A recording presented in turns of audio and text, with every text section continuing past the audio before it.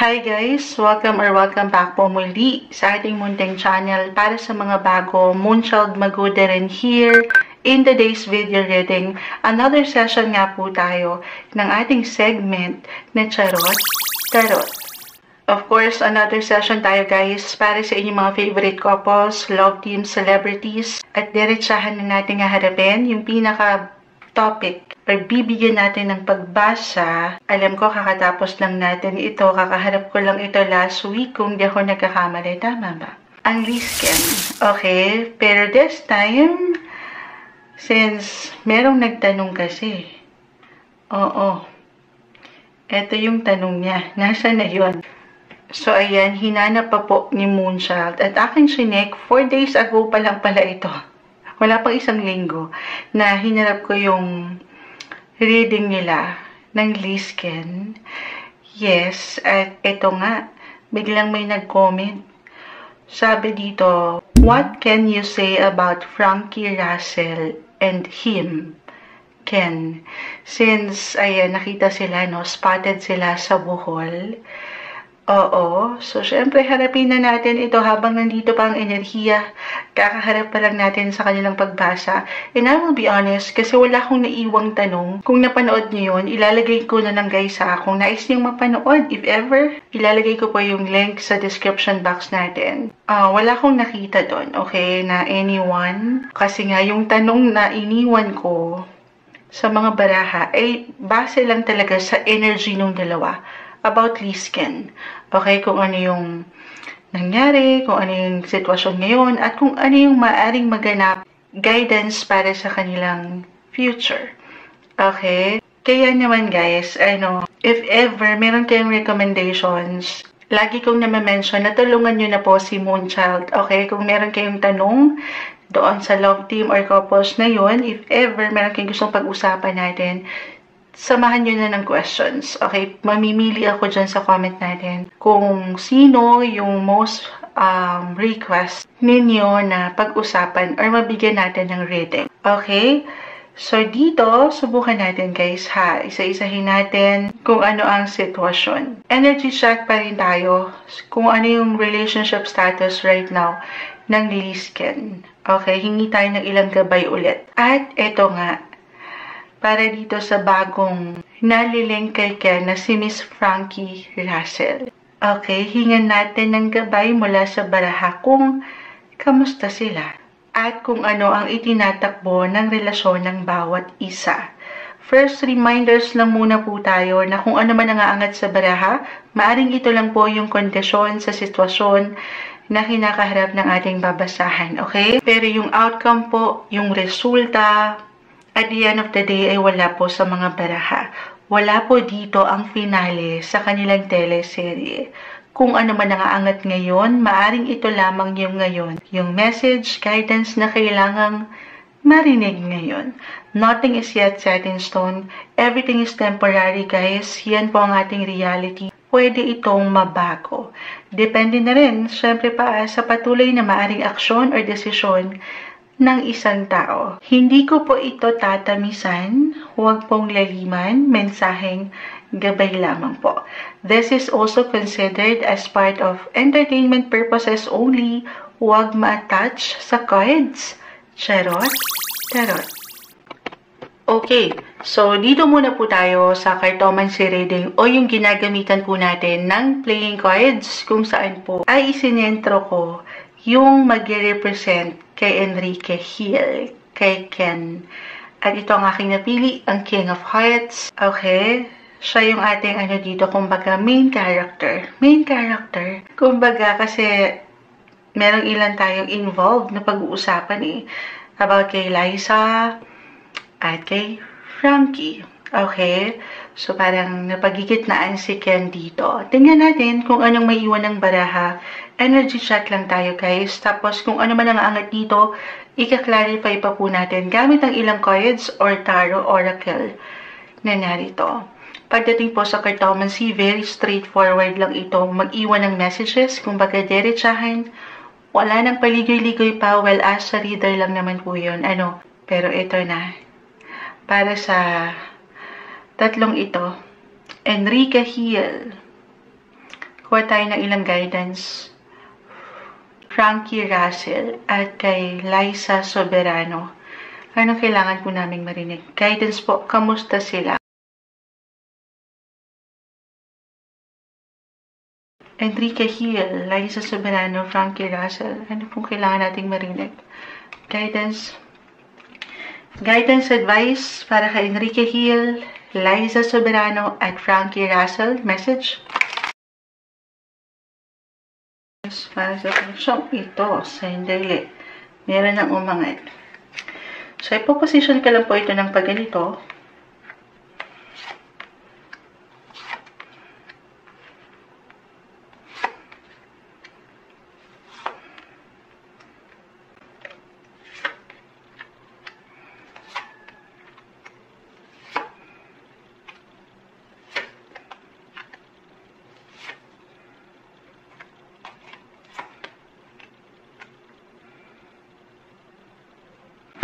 Okay. So, ayusin, check ko lang kasi napaka-imbalance ni Moonchild. So, may ilang person of interest. Person of interest, hindi. May ilang person na umangat, regardless po sa gender, okay? Pero ito na yun. Napagitnaan na siya ng past at ng present, future. So, siyempre unahin natin yung past connection niya. Meron ng distansya, nagkalayo, may tension, miscommunication, misunderstanding. Pero ganun pa man, kahit na parang meron na silang gap, distance, si Liza na to, no guys? Oo, siya na to. Nananatili yung connection, yung communication. Napapaangat yung opportunity na, ayan, makapag-usap pa rin, kahit over the net po. Nag-highlight 3 and 3. Ayun lang, parang more on kay Liza, no? Meron siya ditong parang, meron siyang ilang personal na laban sa buhay na kailangan mo nang harapin, kailangan mapanindigan, or feeling niya talaga, ito yun yung part of her na gusto niya. The 5 of Clubs. Gusto niyang madiscover pa na bagong tao, bagong lugar, madiscover pa sa kanyang sarili. Okay? At parang na-sacrifice itong situation nila kasi magkaiba sila nung pananaw. Meron pang siya. Aces. Actually, aces, guys. Katabing-katabi ni Enrique is 9, 7 of Hearts. Full of love. Full of love. Pero itong Ace of Diamonds na mga Ace, 3, 4. Andito pa rin yung security na pwede pa, meron pang chance, guys. Kahit na parang ang layo na nila. Or may ilang changes na. Pero itong opportunity po na ito ay, sabi ko nga, parang trabaho. Okay? This is something na hindi kusang inihahain ng universe. Hindi kusang ibinibigay. Sa pagkakataong ito, love reading tayo. This is something na sasamahan yung effort. Papaangatin yung kagustuhan. Kasi baka meron silang ma-miss. Hindi lang yung isa't isa, okay? Pero yung opportunity na ito, na pwede pa naman sana. Okay? Baka ma-miss nila yung chance na mapaangat yung bagong simula. Yes po. Bakit mamimiss Moonchild? Kasi nga, malayo sila. Ayan, malayo yung agwat. May kanya-kanyang priorities, especially sa part ni Liza. Meron siyang gustong buuin, no? May ilang laban siya na kailangan harapin.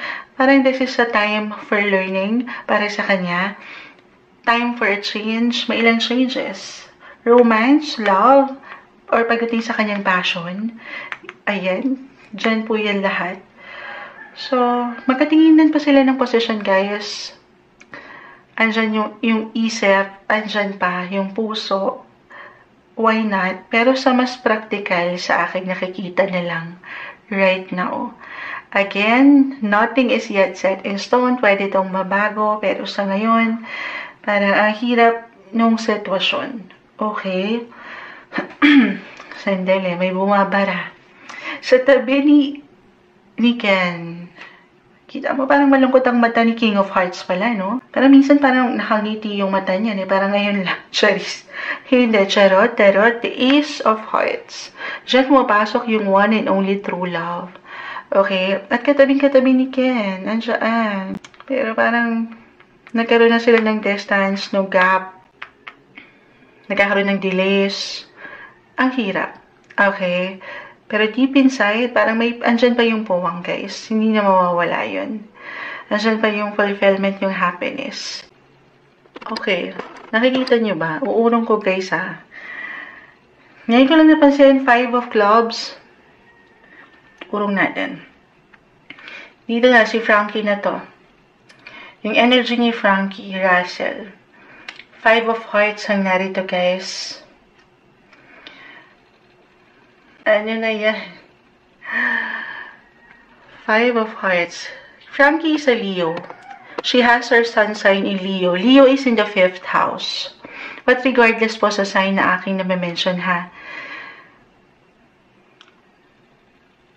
Okay.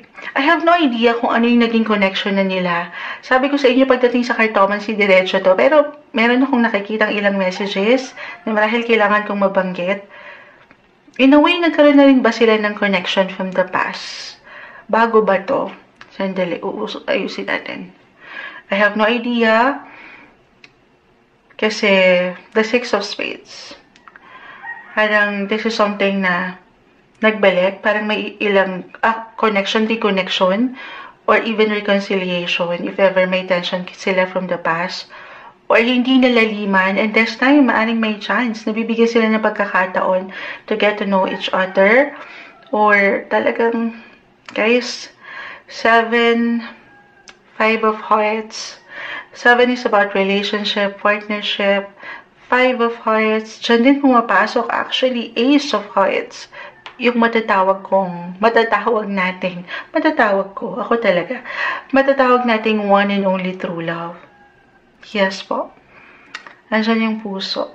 Kita nyo naman, guys, ang dito sa possession ni Liza, it's more of yung practicality. Diamonds yan, kahit hindi na kayo manghula. Kahit hindi kayo manghuhula, ayan, hindi kayo card reader. Yan yung practicality, okay? Naging practical yung approach na lang. At dito sa possession, kung saan si Frankie ngayon ay nag-a-appear, full of hearts. Full of love. So, ito na, ika-clarify natin, ha? Huwag kayong magalit kay Moonchild. Sabi ko sa inyo, Lisken din po ang Moonchild. So, pero, hindi ko po ito tinatamisan. Of course, wala dito ang finale sa kanilang teleserye, ha? Kita nyo yun, nanimbang yung 5 and 5. Ito na, clarify natin. Gamitin natin ng tarot. Unahin natin yung energy ni Liza. Clarify natin yung bumagsak dito for Liza Soberano and Enrique Hill. I-clarify natin to. Anong guidance ang kailangan nating marinig? Kamusta sila right now? Message? Sila. The moon. The world. Both major arcana. So, nagiging mysterious right now, guys, yung energy with the moon. Kung aking i-apply lang naman along dito sa bumagsak sa kanilang cartomancy, parang naka-hide ang mga bagay, hindi napapaangat. Yes, maaaring secrets, nagiging secretive, hindi na sila ganun ka-open. Although, andyan pa rin yung feelings. Sabi ko nga, the moon is about feelings, emotions, hindi na yun mawawala. Naka-attach na yun. The world, LDR. Actually, sa cartomancy, sobrang halos lahat sila long distance yung umaangat. The world, indication po na may gap. Ayan. Ayan na. Ayan. Magkalayong mundo sila ngayon. So, okay. Mag-add tayo energy ni Liza at ni Ken. Clarify pa natin to. Anong kailangan nating marinig? Guidance, advice. Okay. May dalawang cards. The 8th house, Gemini. Gemini is in the 3rd house, 3 and 3, nagka-highlight. Friend pa rin sila, friend, teammates, workmates, or andyan yung communication, open communication. Bukas pa rin sila doon sa ideya na yun. Okay, secrets. 8th house is the house of secrets, the moon. Sabi ko, maaaring reversal yung energy natin, guys, ha, every time. Pwede itong higit na mag-apply kay Liza or kay Enrique, or sa kanilang dalawa. parang nakahide, nakatago na lang yung mga nadarama nila. Hindi nila na-open yan. Yes, meron silang communication. Open pa rin sila. Parang friend pa rin naman sila, no? Sa kanilang mga social media accounts. Pero, pagdating sa emosyon, nakatago. Okay? Hindi na mailathala or mai-showcase, masabi sa buong mundo. Yes, for 8th house. Nagiging mysterious yung energy. Pero umiikot yan guys ha, timing lang. The world is a great sign na walang imposible. The Ace of Diamonds. Maganda yung opportunity pa rin sa kanila. 8th house, house of renewal din po yan. Yes, endings din po. Okay, the death card. Di kailangan katakutan yung na-mention ko. This is the house of death.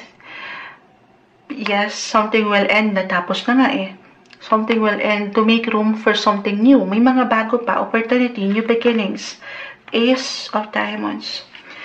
Gemini 333, connection, as long as mapapanatili po nila yung connection kahit over the net po. Gemini, hindi kailangan yung pinaka-sign. Yung energy ni Gemini, 3rd house po ito. 3-3 umaangat of communication, transportation, travel, technology, social media. So, andyan pa rin naman ha. Timing lang. Why not? Kung pahintulutan nila at papaangatin ang sinasabi ng puso. Kung ipa-follow nila yung nararamdaman, yung mga nakahide dyan. Walang imposible. Na umayon ang mundo ulit para sa kanila. Okay, aayon ang mundo para sa kanila. Kung, guys, meron kayong mga free will, one decision away lang mga bagay. Kung mapapaangat yan, kahit pa very complicated din po talaga sa aking nakikita. Okay, move forward tayo guys sa energy ni Enrique at ni Frankie. Okay. So, Enrique has his sun sign in Aries. Kung hindi ako nagkakamali, sandali, check ko lang. Yes. Aries. At si Frankie sa Leo, very compatible guys. Both fire signs. Nagja-drive ang kanilang mga energy. At si Liza isa Capricorn, medyo malayo, may differences, pero malawak ang astrolohiya guys. Hindi tayo dapat nagbe-base lang sa kanilang mga sun sign. Malawak po yan. Baka meron namang placement si Liza na magja-drive. Okay, compatible sa sign ng isang fire. Okay, so Capricorn, very practical.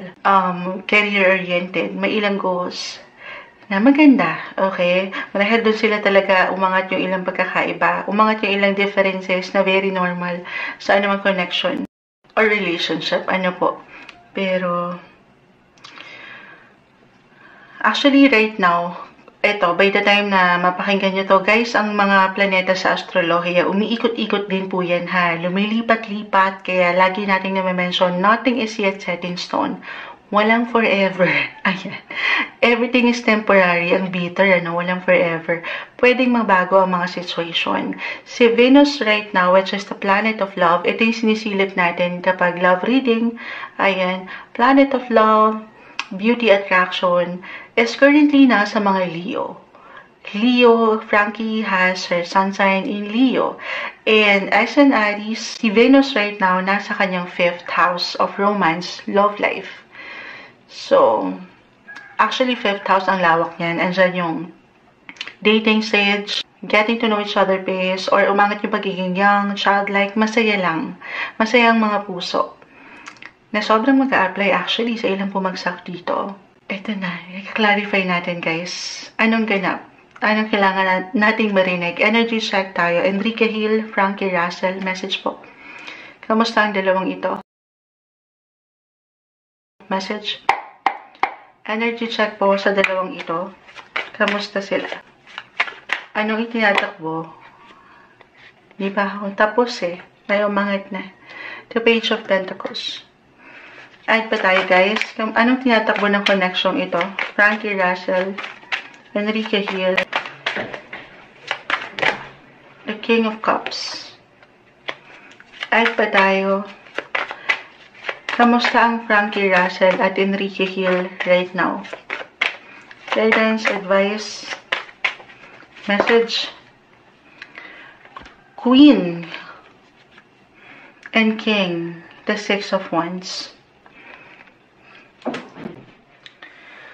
Ayan na. Page of Pentacles, guys.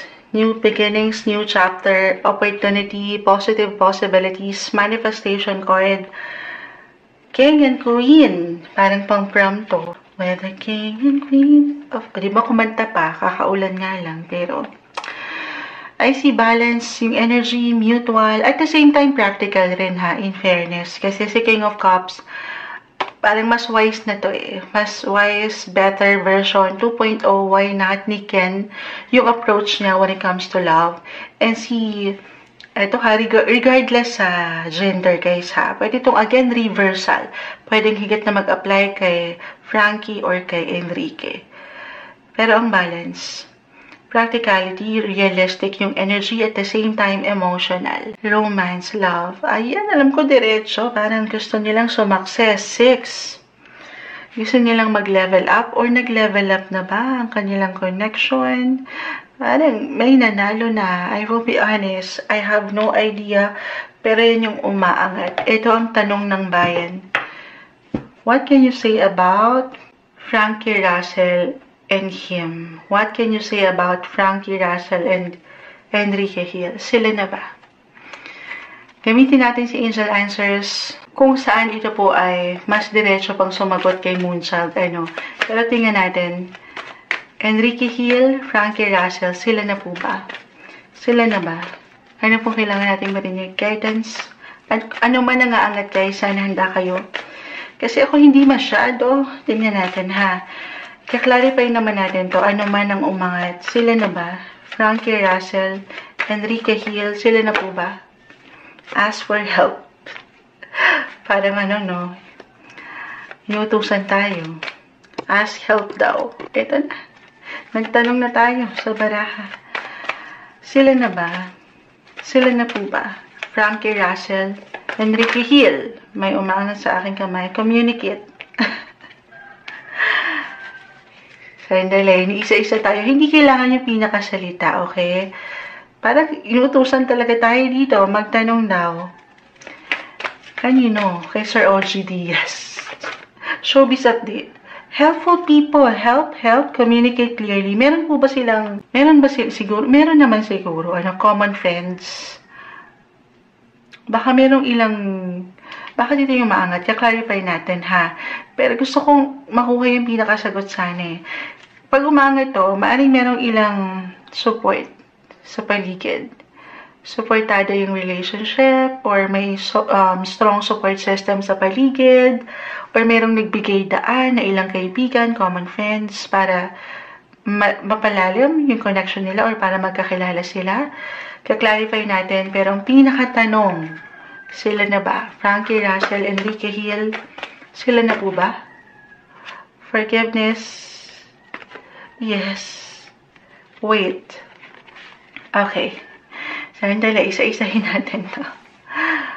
Forgiveness. Hindi kailangan yung pinakasalita, pero actually, si Six of Spades, sabi ko ako, hindi to mag-apply doon sa, especially kung nagkaroon na sila ng connection before ni Frankie, at nagkaroon ng tension, or talagang parang, actually, parang ano yan eh, ghost man kasi eh. Parang may nang ghost ba sa kanila, or parang nawala na ng bigla, and this time nabibigyan ng bagong simula. The Page of Pentacles, nabibigyan sila ng pagkakataon ngayon, na ito nga, mapalalim, makilala ang bawat isa. May opportunity. Kasi nagkapatawaran, hindi kailangan yung pinakasalita, or may pagtanggap. May pagtanggap ulit. Or, kung sa energy ni Kento, no, parang napatawad niya na ang sarili niya o ang sitwasyon, may pagtanggap kung ano yung mga nararamdaman niya na hindi okay ngayon, parang moving forward yung energy. Kasi it's a yes card, forgiveness. Wait, sila na pinaghihintay pa tayo. Oh. Wait daw. Clarify natin to ha. Pero sinagot na tayo, yes daw. Wait, baka nandito pa sila sa process. Okay. Kasi I see new page, new chapter, new beginnings. So, iba-iba naman tayo ng atake dyan. Baka nasa ano pa lang talaga sila. Connection, reconnection, getting to know each other pace. Ayan, tingnan natin. Bakit ito po yung bumagsak? Frankie Russell, Enrique Hill energy po. Kamusta sila? Clarify ko lang po. Ano tong mga ilang bumagsak sa kanila? Guidance. Enrique Hill, Frankie Russell. Sila na ba? Guidance. Ace of Pentacles, Queen of Wands, Eight of Pentacles. Okay. Opportunity, positive energy, Queen of Wands, both fire, especially Leo energy, Aries energy, lahat yes card guys. Meron pa silang project together. Pero hindi kailangan yun ha, umangat, pero kung magiging practical po ako, ay dito yung inspirasyon, motivasyon, ayan, determinasyon, na talagang mailaban itong bagong simula. At the same time, kung hindi ito related sa work, partnership, ito na yon yung relasyon nila when yung workout nila together.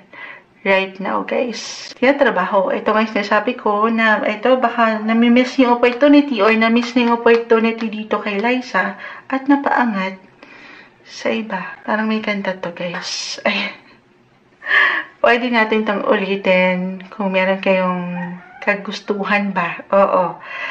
Maglaan kayo ng ilang question ha sa comments. Ito lang naman po ay gabay. Of course, wala dito ang kanilang finale sa teleserye na kinakaharap sa totoong buhay. Diba pa PBB na yun? Pero, guidance lamang po. Ito yung umangat na diretso tayo ng ilang cards. Mensaheng gabay. Huwag laliman guys, huwag kayong ma-attach sa baraha. Charot, tarot.